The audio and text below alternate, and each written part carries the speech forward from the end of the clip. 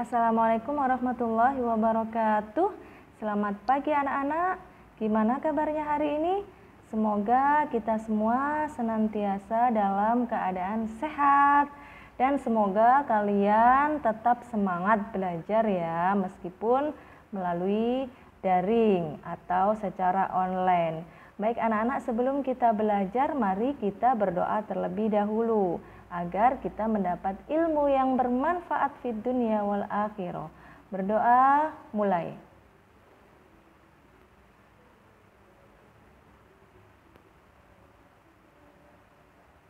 Selesai. Baik anak-anak, kita hari ini masih belajar tentang perilaku terpuji. Perilaku terpuji apa itu ya? Hari ini kita belajar perilaku terpuji hemat. Ya, tentunya kalian tahu apa sih hemat itu? Nah, betul. Hemat adalah berhati-hati dalam menggunakan sesuatu. Jadi hemat itu berhati-hati. Kalau berhemat tentang uang berarti berhati-hati dalam membelanjakan uang atau harta. Selanjutnya, persamaan hemat adalah sederhana. Jadi orang yang hemat itu adalah orang yang sederhana. Sederhana itu apa? Sederhana itu tidak terlalu lebih dan tidak kurang, ya. Jadi pas, sesuai dengan porsinya, itu sederhana. Seperti contoh, kita makan makanan yang sederhana. Jadi kita bukan berarti makan tidak pakai lauk, bukan. Itu namanya kurang. Tapi kita tetap makan 4 sehat 5 sempurna, tapi tidak berlebihan. Seperti itu. Dan anak-anak, lawan dari hemat adalah boros. Boros itu menghambur-hamburkan, terlalu berlebihan, itu namanya boros. Nah, sekarang Islam mengajarkan kita hidup dalam kesederhanaan.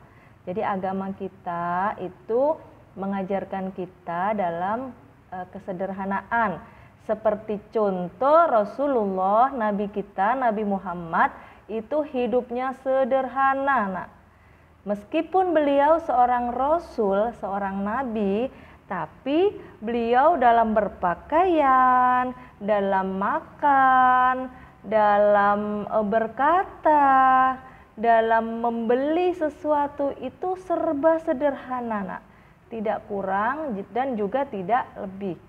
Dalam berpenampilan itu juga tidak lebih, tidak berlebihan dan juga tidak kurang. Ya, seperti itu. Dan Islam juga mengajarkan kita tidak boleh berlebihan. Nah, perintah sederhana bukan berarti melarang kita hidup berkecukupan atau kaya. Jadi Islam itu memerintahkan kita sederhana, tapi bukan berarti kita tidak boleh untuk kaya. Ya, boleh dan sangat menganjurkan malah. Nah, kita bahkan diperintahkan untuk mencari nafkah atau harta sebanyak-banyaknya. Ya, bukan berarti kita tidak boleh mengumpulkan uang, bukan. Tapi kita malah diperintahkan untuk mencari nafkah, mencari harta sebanyak-banyaknya. Untuk apa? Biar kita bisa sedekah. Misalnya biar kita bisa menolong orang lain, misalnya seperti itu. Jadi bahkan ada sebuah hadis diriwayatkan i'mal lidunyaka ka'annaka ta'isu abadan. Jadi kalau kita beramal di dunia, kita bayangkan seakan-akan kita hidup selamanya, ya. Jadi kalau kita membayangin, kalau kita bekerja nih, kita bayangin kita aku akan hidup selama-lamanya. Kita akan semangat, ya. Itu cuma bayangkan saja, tapi sebenarnya kita tidak bisa hidup selama-lamanya. Cuma untuk penyemangat kita.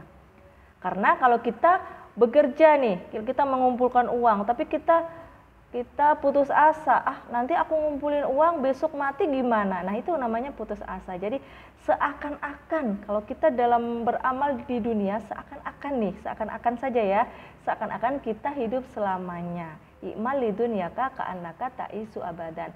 Dan sebaliknya, i'mal li akhiratika, jika kita beramal di akhirat seperti sholat, ngaji, beribadah dan sebagainya, ka'annaka tamutu godan. Jadi kita bayangkan seakan-akan besok kita udah mati. Jadi kita takut kalau kita tidak beribadah. Seperti itu. Itu tips agar kita semangat dalam bekerja dan juga semangat dalam beribadah. Nah, karena dengan harta yang banyak kita lebih banyak memperoleh kesempatan untuk beramal dan beribadah. Tangan di atas lebih baik daripada tangan di bawah. Ya, tangan di atas lebih baik daripada tangan di bawah. Mending lebih baik kita bekerja sebanyak-banyaknya, kita bisa memberi daripada kita meminta untuk diberi. Itu anjuran dalam agama kita. Nah, harta dan kekayaan kita tidak datang dengan sendirinya, tetapi dicari dengan cara yang halal, serta didapat. Harta itu harus dipelihara.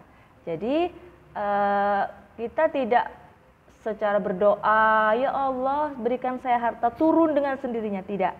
Tapi Allah mewajibkan kita untuk ikhtiar, untuk berusaha. Dengan cara apa? Bekerja. Ya. Jadi tidak datang dengan sendirinya. Setelah kita mendapat harta itu, kewajiban kita adalah memeliharanya. Ya, artinya bukan disimpan, dimuseumkan, bukan. Dipelihara itu dipakai untuk keperluan kita secukupnya. Dan juga kita tabung, ya. Juga kita sodakoh. Jadi ada pos-posnya sendiri. Ada jalurnya sendiri. Jadi harta kita akan menjadi berkah. Nah, memelihara harta antara lain dengan berhemat, ya, berhemat bukan pelit ya. Nah, upaya untuk bisa tetap berperilaku hemat, gimana sih cara kita agar kita bisa berhemat? Yang pertama adalah kita dengan cara istiqomah. Istiqomah itu secara terus-menerus, sedikit demi sedikit, lama-lama menjadi bukit, ya. Menabung meskipun sehari 1000, menyisihkan 1000 uang jajan, 1000, lama-lama bukit, lama-lama menjadi jutaan, ya. Nanti kalau kita sudah bisa punya uang banyak, bisa membeli sesuatu yang besar. Nah, seperti itu. Usaha agar kita bisa hemat. Yang kedua adalah ifah. Itu dalam bahasa Arab ya, yang artinya bersahaja. Bersahaja itu maksudnya mengendalikan syahwat atau nafsu. Jadi kalau kita udah jajan nih, misalnya jajan bakwan ya, udah jajan. Nanti kita ingin jajan lagi, kita ingin jajan lagi, kita ingin jajan lagi. Itu namanya nafsu. Ya, nafsu itu yang berlebih-lebihan. Kita sudah beli baju satu nih. Kita ingin beli baju lagi. Kita ingin beli baju lagi. Padahal sudah banyak dan numpuk, jarang kepake. Itu namanya nafsu atau syahwat. Nah, kita harus mengendalikan itu sehingga kita harus ifah atau bersahaja. Dan selanjutnya upaya yang bisa kita lakukan adalah musawamah. Musawamah itu adalah sikap sepadan. Sepadan maksudnya kesetaraan sesama makhluk Allah agar tidak melampaui batas. Jadi kita tidak menonjol di antara yang lainnya, tidak terlalu menonjol. Sedang-sedang saja, seperti umumnya, seperti pada umumnya.